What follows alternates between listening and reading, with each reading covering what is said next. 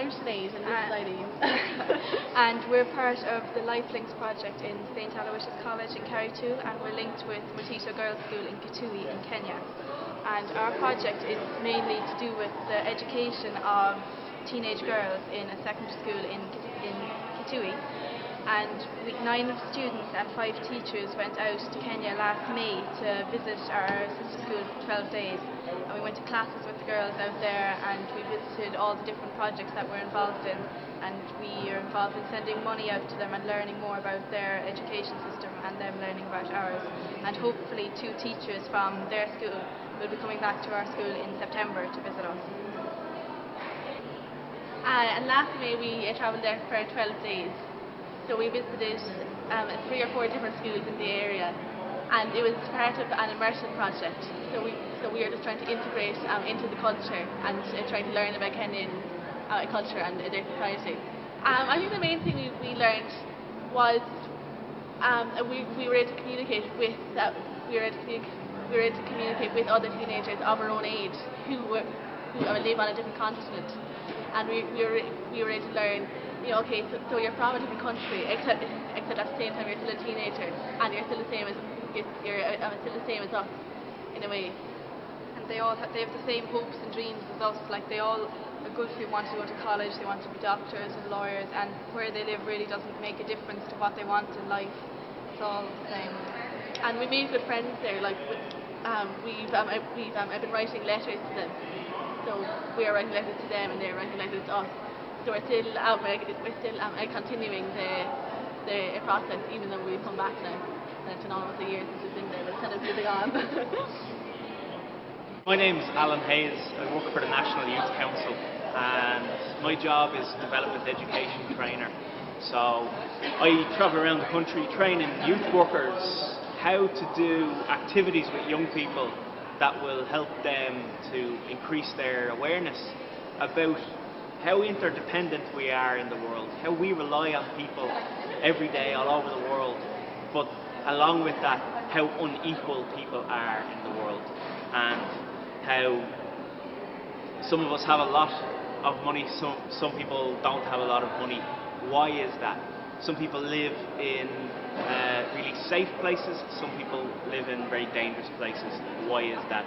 And what are the similarities that we have in common as a young person in Ireland, in your community in Cork or anywhere?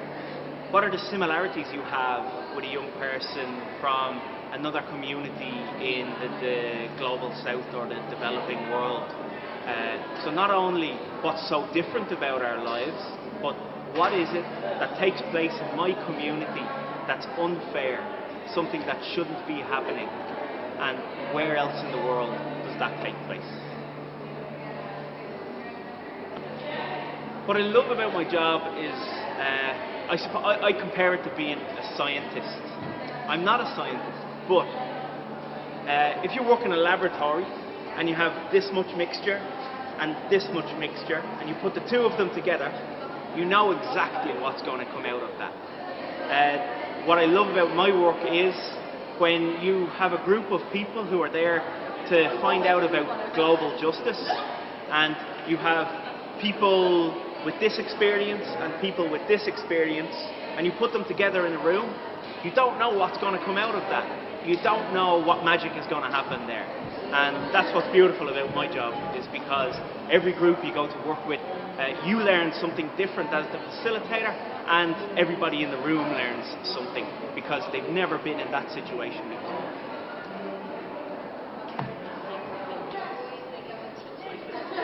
I'm Ailba Kelly. And I'm Helen Sweeney, and we're here with Eco UNESCO. That's an environmental organisation, and it's mainly focused on teaching young people about sustainable development. We do action projects, and our action project was a fashion show. Which we called a trashing show because a lot of the materials that we used were made out of rubbish and recycled materials. We had different types of dresses about deforestation, overfishing, and many recycled paper dresses. And we had also a seagull caught in oil spill, which represented oil spillages which risk loads of animals' lives as well. We entered the Young Environmentalist of the Year Awards, which was held in May. In the Mansion House. In the Mansion House, and we came first in the Eco Art and Design section and the Toyota Club of the Year award. So we got 2 prizes and we were really happy because we put loads of work into it. This is one of the many dresses we created, and it's made out of our old school socks. You can see underneath. Yeah, so this outfit was kind of promoting the theme of upcycling clothes. So if you think you're finished with clothes, you never know because you can make something really nice out of them. So we thought of making something nice out of our school socks, which we really didn't think were very fashionable, and making it into something really fashionable. So it kind of imitates the modern style bodycon dress as well. So it's like modern style as well as upcycling our clothes. And whenever we showed this at our fashion show, nobody out believed it was made out of our school socks. Yeah, it's the most popular.